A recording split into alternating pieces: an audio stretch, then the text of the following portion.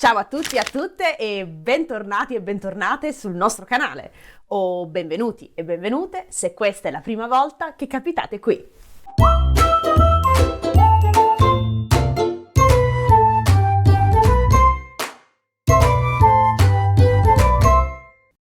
Bene, e dopo una settimana di pausa e di relax sono prontissima a ripartire questa settimana. E dal momento che la scorsa settimana non abbiamo pubblicato nessun video di grammatica sul nostro canale, questa settimana abbiamo un piccolo extra per voi, una piccola novità nel video di oggi. Inoltre, con il video di oggi vogliamo festeggiare un grande traguardo che abbiamo raggiunto con l'Ernilango, perché il nostro canale YouTube ha raggiunto 1000 iscritti e iscritte e quindi questo ci rende felicissimi. Per questo motivo vogliamo festeggiare con voi questo piccolo traguardo. Speriamo il primo di tanti altri. Traguardo che senza di voi non sarebbe stato possibile. Quindi grazie a tutti e grazie a tutte. Bene, allora passiamo al video di questa settimana. Nel video di oggi cucinerò per voi la ricetta del tiramisù della mia famiglia. Quindi ci sposteremo dall'aula virtuale in cui siamo adesso alla mia cucina, così potrete vedere come preparare il tiramisù, ma ripeto, il tiramisù che seguirà la ricetta della mia famiglia, della mia mamma in particolare. Come sapete, quando spieghiamo una ricetta a qualcuno dobbiamo usare il modo imperativo in italiano. Quindi, prima di passare alla ricetta e prima di farvi vedere la ricetta del tiramisù, farò una piccola lezione di grammatica per ripetere, per chi già conosce l'imperativo, o studiare l'imperativo per chi ancora non lo conosce. Perché, ripeto, l'imperativo è importante quando dobbiamo spiegare una ricetta o anche capire una ricetta. Quindi, nella mini lezione di grammatica di oggi vedremo 3 punti. 1. Che cos'è l'imperativo in italiano? 2. Come formare l'imperativo in italiano? E 3. Precauzioni d'uso sull'imperativo in italiano. E dunque mettiamoci a lavoro e iniziamo a vedere questo imperativo in italiano prima di passare alla parte più divertente e piacevole, in cui mi vedrete preparare il tiramisù. Partiamo subito dal primo punto. Che cos'è l'imperativo, il modo imperativo in italiano? Partiamo da 2 parole. Imperativo, modo imperativo in italiano, e imperatore. Conoscete la parola imperatore, giusto? E vi faccio una domanda. Che cosa fa un imperatore nel suo regno? O un'imperatrice, se vogliamo usare il femminile. Cosa fanno gli imperatori e le imperatrici? Gli imperatori e le imperatrici danno ordini, comandano, giusto? Hanno il controllo di un regno. Infatti, entrambe le parole, imperativo e imperatore, hanno la stessa radice, imp, che viene dal verbo imperare latino, che significa comandare, dare ordini, ok? Quindi il nostro modo imperativo in italiano serve proprio a questo. Usiamo l'imperativo quando vogliamo dare ordini a qualcuno, ma anche quando vogliamo dare indicazioni o istruzioni. Indicazioni, ad esempio, su come preparare una ricetta, o indicazioni su come raggiungere un luogo, istruzioni su come, ad esempio, montare un mobile IKEA. Ok? Quindi, se dobbiamo montare un mobile IKEA, prendiamo le istruzioni e nelle istruzioni leggeremo l'imperativo. Perché appunto, ripeto, l'imperativo in italiano è il modo verbale utilizzato per dare ordini, istruzioni e indicazioni. Vediamo adesso come formare l'imperativo in italiano. È molto semplice perché per la maggior parte l'imperativo è uguale all'indicativo presente in italiano. Partiamo dal primo gruppo, dei verbi inare, come amare. Innanzitutto l'imperativo ha solo 3 persone, seconda singolare, seconda plurale e prima singolare, quindi tu, noi e voi. Questo perché, capite, quando diamo un ordine, una istruzione, quando diamo una indicazione, la diamo sempre a qualcuno che è di fronte a noi, ok? Quando parliamo direttamente con qualcuno, perché non possiamo dare un ordine indirettamente. Possiamo dire a qualcuno di dire a qualcun altro di fare qualcosa, giusto? Ma se diamo un ordine è sempre in modo diretto, quindi a una persona che è di fronte a noi, una persona con cui stiamo parlando. E quindi quando parliamo direttamente con una persona singolare o plurale, usiamo il tu se è uno, singolare, usiamo il voi se è plurale, ok? Perché il lui, il loro sono dei pronomi indiretti, perché quando ci riferiamo a queste persone, a un lui e a un loro, sono persone che non sono di fronte a noi e che non parlano direttamente con noi, ok? Quindi questo è importante da ricordare. Partiamo dal primo gruppo, verbi inare, come amare. Tu ama, noi amiamo, voi amate. Vedete? La prima persona plurale e la seconda plurale sono uguali al presente. L'unica differenza è la seconda persona singolare, perché vedete, nell'indicativo presente è tu ami, in questo caso è ama come imperativo. Mi raccomando, questo è l'unico elemento che dovete ricordare per memorizzare l'imperativo, perché per il resto, come vedete, è ugualissimo all'indicativo presente. Secondo gruppo, verbi in ere, cadere.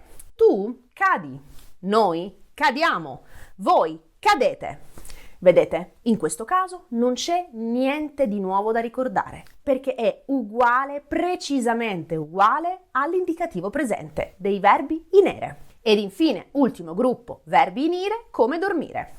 Tu dormi, noi dormiamo, voi dormite. Vedete, anche in questo caso è esattamente uguale all'indicativo presente, quindi non dovete ricordare niente di nuovo. Passiamo velocemente a vedere la forma negativa dell'imperativo, perché questa era la forma positiva. Verbi in are. Tu non amare, noi non amiamo, voi non amate. Come vedete, prima plurale, seconda plurale, come l'indicativo presente negativo. Prima singolare, non più infinito del verbo. Questa è l'unica cosa che dovete ricordare. E lo stesso per gli altri gruppi. Verbi in ere, cadere. Tu non cadere, noi non cadiamo, voi non cadete. Ed infine verbi in ire, dormire. Tu non dormire, noi non dormiamo, voi non dormite. Esattamente secondo gruppo e terzo gruppo. Prima persona plurale, seconda plurale come l'indicativo presente, seconda persona singolare, non più infinito del verbo. Una piccola parentesi su noi. Quando usiamo noi nell'imperativo, ovviamente, non è proprio un ordine, ok? È più una sollecitazione, una incitazione a fare qualcosa, ok? Ma è considerato comunque come imperativo. Quindi se io dico vai, andiamo al cinema, forza, usciamo da casa. Vedete? Non sto dando un ordine, è più un'incitazione e una sollecitazione, ok? Quindi questo, piccola parentesi sul noi. Ora, vediamo brevemente il terzo punto e quindi precauzioni d'uso. Abbiamo detto che l'imperativo è il modo che usiamo per dare ordini, indicazioni e istruzioni. Ma devo avvisarvi che quando usate l'imperativo suona molto forte, perché appunto un ordine è una cosa forte, è un'azione forte, ok? Quindi ricordate che noi usiamo le parole per compiere delle azioni, va bene? E in questo caso il nostro modo imperativo è un modo verbale che ci fa compiere un'azione, l'azione di dare ordini. E quindi capite che dare ordini a qualcuno è un'azione molto forte. Quindi io vi consiglio di stare attenti e attente quando usate l'imperativo, perché in alcuni casi, soprattutto con persone che non conoscete, se usate l'imperativo potete suonare molto rudi, scortesi, maleducati. Quindi vi consiglio di usare l'imperativo con persone che conoscete, con persone a cui date del tu, molto importante. Con persone che non conoscete e con persone a cui date del lei, vi consiglio di non usare l'imperativo perché suona molto scortese. In questi casi vi consiglio di usare il verbo dovere al condizionale seguito dall'infinito del verbo. Quindi, con persone che conosco, con persone con cui ho confidenza, con persone a cui do del tu, dico vai a casa. Va benissimo. Con persone che non conosco, con cui non ho confidenza, con persone a cui do del lei, in questo caso direi dovresti andare a casa o lei dovrebbe andare a casa. Va bene? Quindi questo per dirvi che dovete stare molto attenti e attente al contesto, perché ripeto, l'imperativo suona molto forte e diretto, perché è proprio un'azione linguistica. E un ordine, dare un ordine, non sempre è cortese, non è sempre cortese in tutti i contesti, quindi mi raccomando, fate attenzione. Bene, io ho finito con questa lezione lampo, lezione molto veloce, perché adesso passiamo alla parte principale di questo video, e cioè alla ricetta del tiramisù. Con questa ricetta potrete fare adesso un po' di pratica di ascolto dell'imperativo in italiano. E quindi passiamo subito nella mia cucina e partiamo da ingredienti. Caffè, quanto basta? 50 g di zucchero bianco, 250 g di mascarpone, 2 uova, 2 pacchi di biscotti Oro Saiva. Ok? Vai, iniziamo!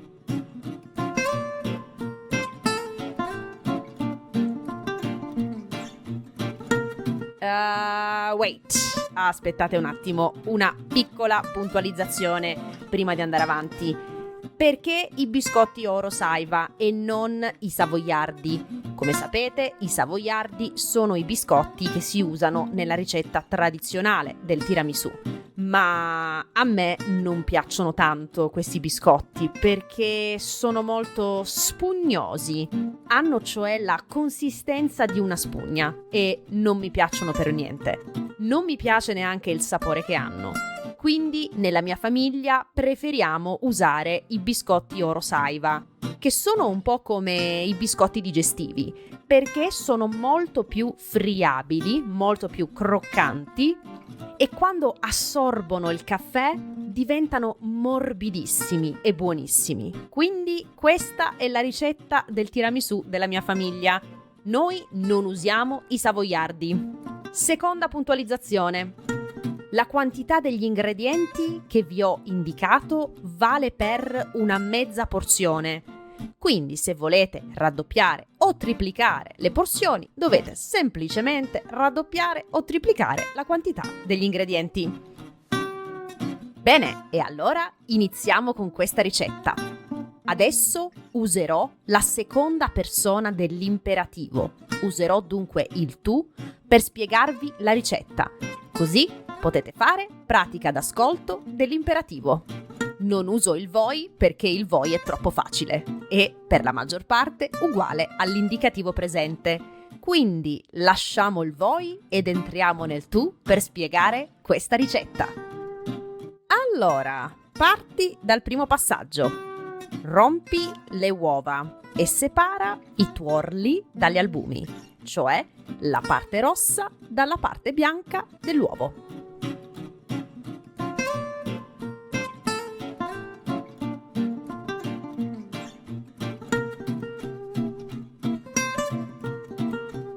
Poi aggiungi lo zucchero ai tuorli e con una frusta a mano gira fino a quando non ottieni un impasto cremoso.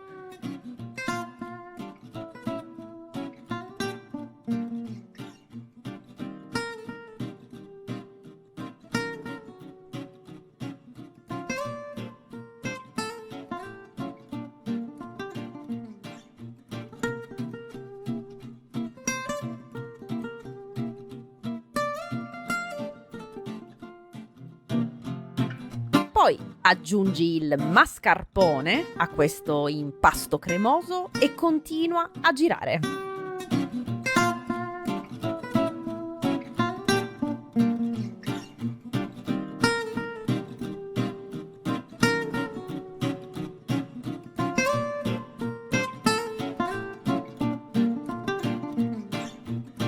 Ecco qui, vedete? Che bella cremina densa che abbiamo ottenuto. Poi passiamo adesso agli albumi. devi montare gli albumi a neve.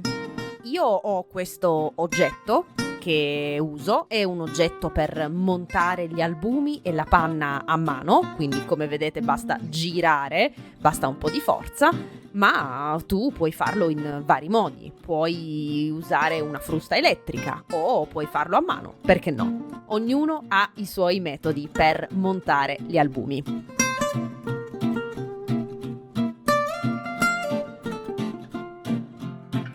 Quindi monta gli albumi a neve e poi passiamo alla parte più delicata.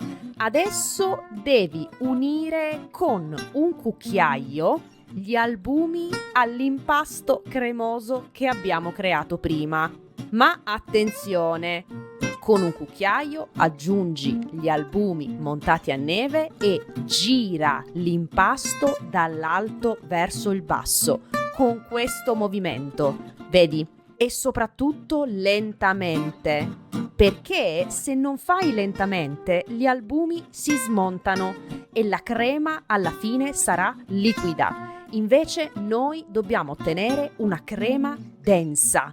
Quindi con un cucchiaio prendi l'albume montato, metti nell'impasto e gira lentamente dall'alto verso il basso, fino a quando non finirai tutto l'albume montato nel contenitore più piccolo.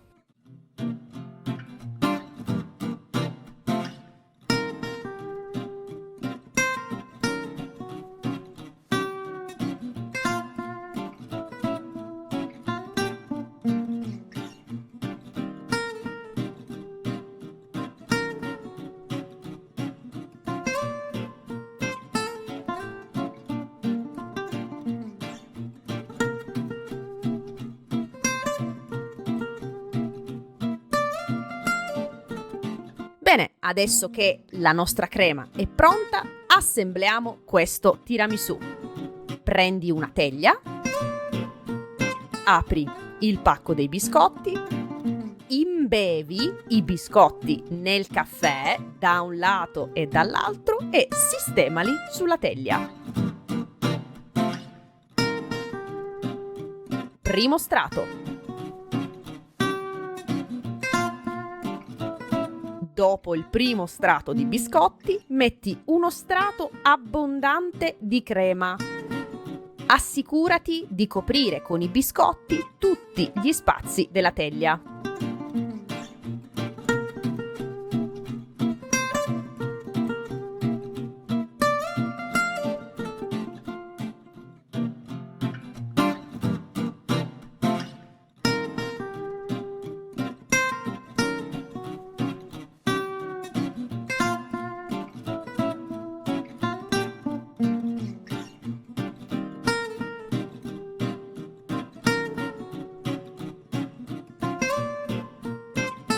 Dopo il primo strato di crema, passiamo al secondo strato di biscotti.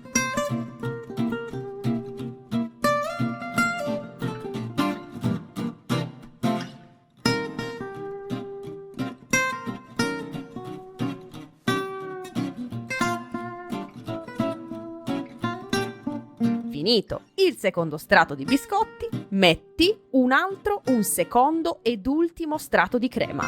Attenzione, la ricetta tradizionale del tiramisù vuole solo 2 strati di biscotti, perché altrimenti poi il sapore è troppo biscottoso, cioè sa solo di biscotto e non si sente la crema al mascarpone, che è la parte principale di questo dolce.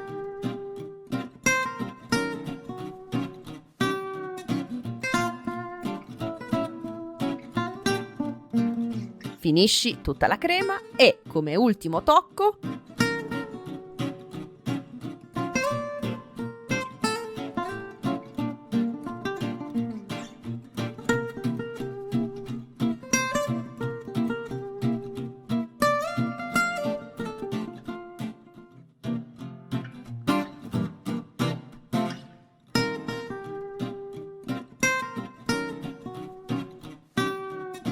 pulisci i bordi della teglia, perché è importante essere puliti, e metti il tiramisù in frigo.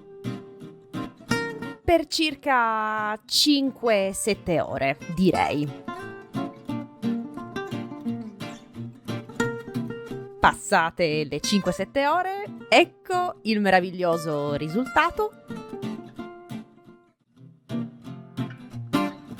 Ebbene, la ricetta è finita e quindi non posso che dirvi buon appetito! Bene, spero che questo video del tiramisù vi sia piaciuto, spero che vi siate divertiti e divertite e vi dico che sul nostro sito lernilango.com potete trovare degli esercizi per praticare l'imperativo e uno di questi esercizi è proprio il testo della ricetta del tiramisù della mia famiglia.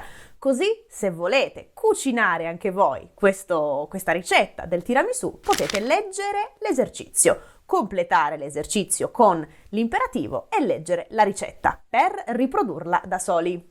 Io vi ringrazio per l'ascolto e vi auguro una splendida settimana. Ci sentiamo alla prossima. Ciao!